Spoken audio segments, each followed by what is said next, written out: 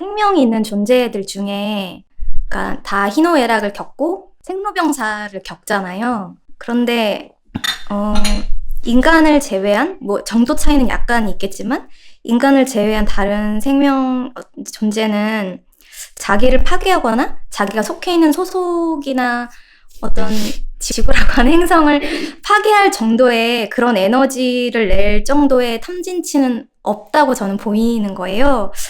그렇게 좀 정도 차이는 있겠지만 그리고 그렇다 하더라도 그러니까 우리가 지금 호흡 관찰을 하면서 얻고자 하는 현재에 집중하려고 하는 이것을 인간이 아닌 다른 그 비인간 동물은 이미 그렇게 살고 있는 것처럼 좀 느껴지기도 하거든요. 그렇다라고 하면은 이게 제 착각일 수도 어떤 편견일 수도 있겠지만 그런 점에서 인간이 좀 더 어리석지 않나? 아니, 그건 아니에요. 어떻게 보면 예를 들면 동물 같은 건 본능에 충실한 거고요. 타고난 그런 이제 자기 이제 생존을 위한 먹고 사는 문제라든가 이런 거지. 우리처럼 뭐 음식을 쌓아놓거나 이런 방식이 아니고 그런 거는 있는데 그렇다고 해서 동물들이 깊이 있는 사유를 한다거나 동물의 몸으로 또 이렇게 깨달음을 얻는다 이런 건 불가능하거든요. 세상을 통찰하는 지혜가 있고 이런 건 아니에요. 근데 인간은 의식이 이제 굉장히 수준 높은 의식으로 될 수도 있지만 반대로 의식이 발달되어 있기 때문에 이게 또 반대로 갔을 때 또 악영향도 되게 큰 거예요. 그래서 실제로 이제 불교 경제에도 보면 이런 말이 나오는데 몸과 말로서 짓는 업보다 마음으로 짓는 업이 훨씬 이제 무섭다고 하는 이유가 동물들은 기껏해야 뭐 자기 배고플 때 이제 다른 동물을 잡아먹는 그 정도의 이제 그걸 한다면 인간은 자기 마음에 안 들면 그냥 먹고 살기 위해서가 아니라 그냥 자기 분노로 인해서 수백만 명을 죽일 수도 있단 말이에요. 전쟁을 일으켜서. 그러니까 이제 그만큼 마음이 가지고 있는 어떤 힘이 훨씬 센 거죠. 이제 고등동물로 가면 갈수록 그 자기가 마음을 어떻게 쓰냐에 따라서 그 마음이 주변에 미치는 영향이 훨씬 더 강해집니다. 그래서 인간들은 그러니까 이제 동물들과 달리 나쁜 마음을 먹으면 그게 주변에 미치는 악영향도 굉장히 크고 또 선한 마음으로 하면 또 주변에 선한 영향력도 되게 크게 미칠 수 있고 그런 거 때문에 그런 거지 동물이 더 지혜롭다 이렇게 말할 수는 없어요.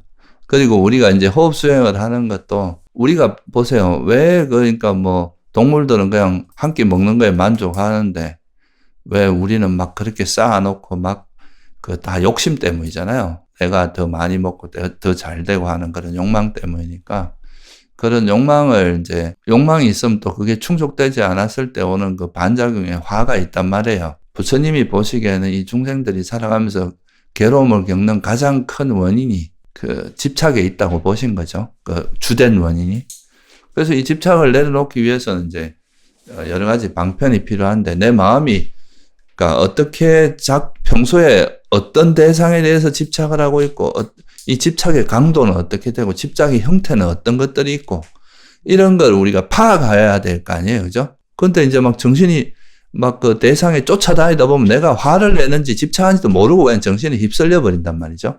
그러니까 이제 호흡이라고 하는 하나의 대상을 놓고 여기에 마음을 두려고 하다 보면 평소에 내가 이제 집착하던 형태라든가 화내는 형태가 통제를 원래 하던 대로 안 하니까 이게 발버둥을 치면서 나타나거든요. 그래서 이제 그런 걸 통해서 자기 마음의 정체를 정확히 알아차리고 이거를 어떻게 극복하고 어떻게 내려놓을 수 있는지 이런 걸 배워나가는 과정이거든요. 이거는 지혜가 없으면 절대 못해요. 동물들이 그냥 태생적으로 이제 숨 쉬는 건 가능하지만 이 숨을 통해서 지혜를 개발하고 이런 걸 할 수 없는 겁니다. 우리가 인간이기 때문에 이런 걸 할 수 있고 또 인간도 아까 말씀드렸듯이 이제 정말 저열한 인간 세계가 원래 그래요. 동물들은 아예 좀 어리석은 게 좀 특징인 그런 존재들인데 인간은 이 스펙트럼이 굉장히 넓은 거예요. 정신 세계에. 정말 지옥에 갈 만큼 악질적인 사람도 있는가 하면 정말 이렇게 부처님처럼 정말 많은 사람에게 도움이 되는 그런 정신력을 갖고 있는 사람.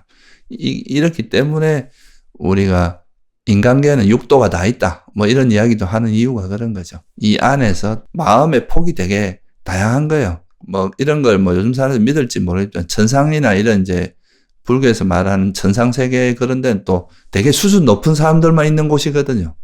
근데 인간계는 굉장히 수준 높은 사람부터 해서 굉장히 수준 낮은 이런 정신세계까지 굉장히 다양하게 있는 그런 거죠. 근데 인간의 특징은 그런 거예요. 되게 이제 다양성을 갖고 있다는 거. 이런 이제 다양성이 있고 또 인간 세계에서는 그러니까 내가 아무리 잘 살아도 또 주변에 이제 수준 낮은 사람들이 있으면 그로 인해서 겪는 괴로움들이 있거든요. 그래서 이런 것 때문에 이 괴로움에서 벗어나고자 하는 열의가 더 좀 강한 거예요. 다른 데 비해서.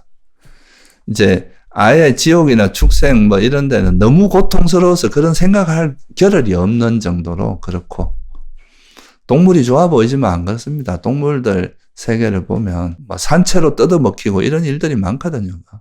천적을 만나면 그냥 그대로 뭐 죽어서 살아있는 채로 자기 살을 먹히는 그런 것들도 뭐 다반사고, 그래서 축생의 세계도 굉장히 고통스러운 세계라고 이야기를 해요, 우리가.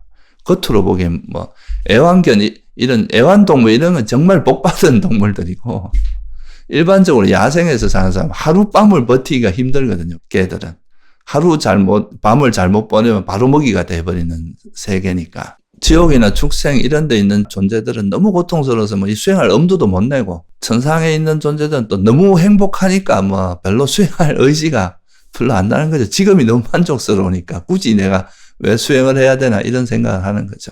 인간계에서도 그렇잖아요. 되게 뭔가 많이 갖추어져 있는 사람들 이런 수행 같은 거 별로 생각 안 하거든요, 보통은. 근데 이제 인간계에서는 그런 다양한 번뇌들이 있고 다양한 존재층이 있기 때문에 이 괴로움을 주기적으로 겪을 수밖에 없고, 그래서 그런 이제 이런 수행에 대한 열망도 강하고, 그 수행하기 가장 좋은 환경은 인간계라고 하는 거죠.